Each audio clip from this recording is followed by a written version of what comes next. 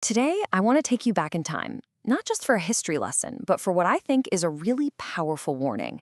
We're heading to 17th century Joseon, Korea, to uncover this incredible story about a climate catastrophe, what societal collapse actually looks like, and the kind of character that can only be forged in a crisis. Worse than war. Just let that phrase sink in for a second.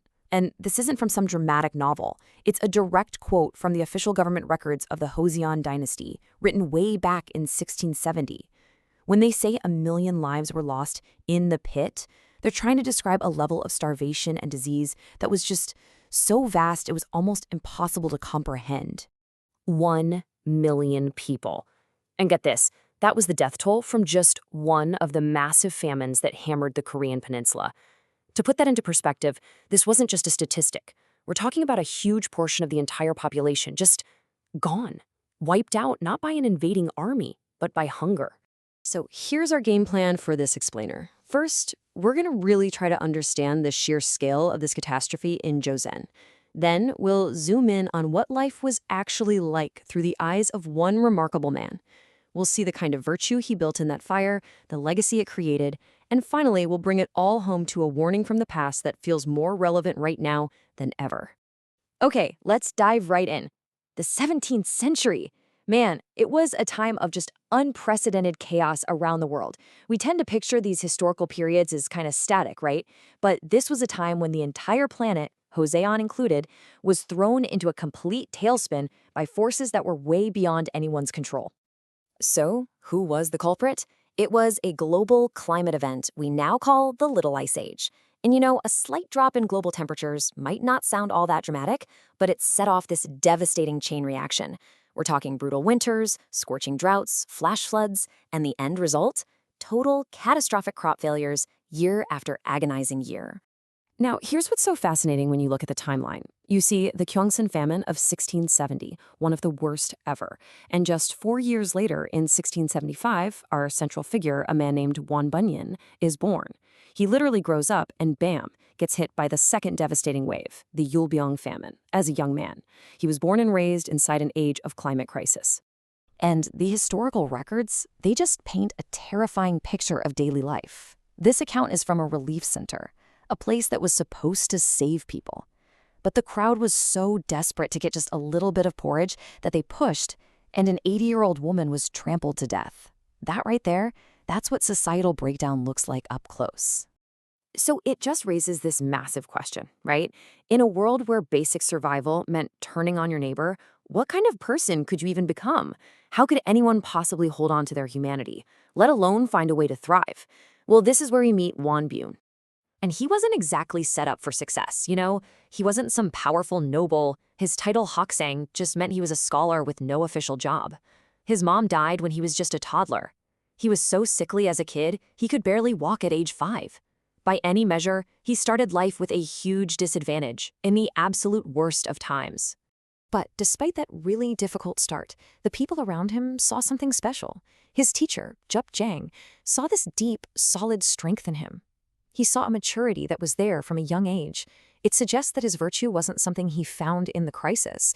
It was something the crisis was about to reveal. And oh boy, did it reveal it. Let's get into how this character of his was truly put to the test. Because you have to understand, in times of extreme fear and scarcity, just simple human decency, that can become a radical act. I mean, just look at this. Infectious disease was everywhere, a direct result of all the malnutrition. So when Wan Byun's uncle died from a plague, even his own family was terrified to go anywhere near the body. But Wan, he didn't just step up. He actually persuaded others to help him, not by yelling or forcing them, but through the sheer power of his moral conviction and his deep sense of duty. And this wasn't a one-off thing. It was just who he was. He jumped into a deep stream to save his drowning brother without a second's hesitation. After a sister died, he took on that sacred duty and raised her orphaned kids as if they were his own. And when his beloved teacher passed away completely broke, Wan Byun showed his devotion by paying for the entire funeral. These weren't just nice things to do, they were profound acts of humanity at a time when inhumanity was becoming the rule. So what happens when you live a life like that, totally against the grain of brutal self-preservation? You have to wonder, right? Did all that compassion just leave him poor and vulnerable? Well, the family records tell a completely different story. It turns out his character was his greatest asset.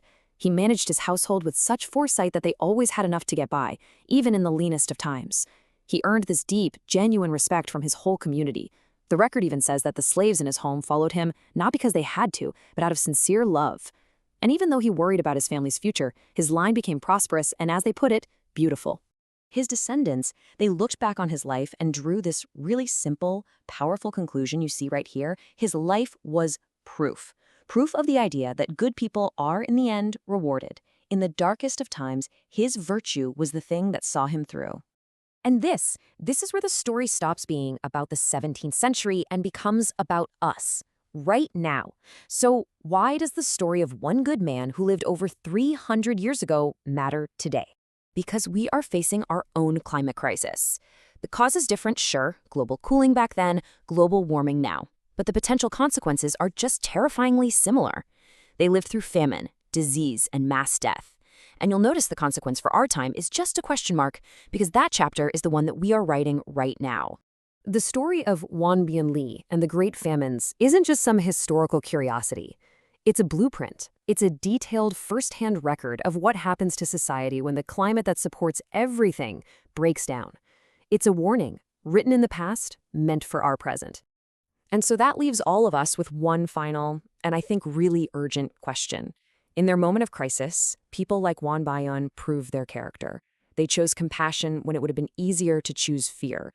They chose community when it would have been easier to choose themselves. As we face our own challenges, the question isn't just about science or policy anymore. It's about us. How will we prove ours?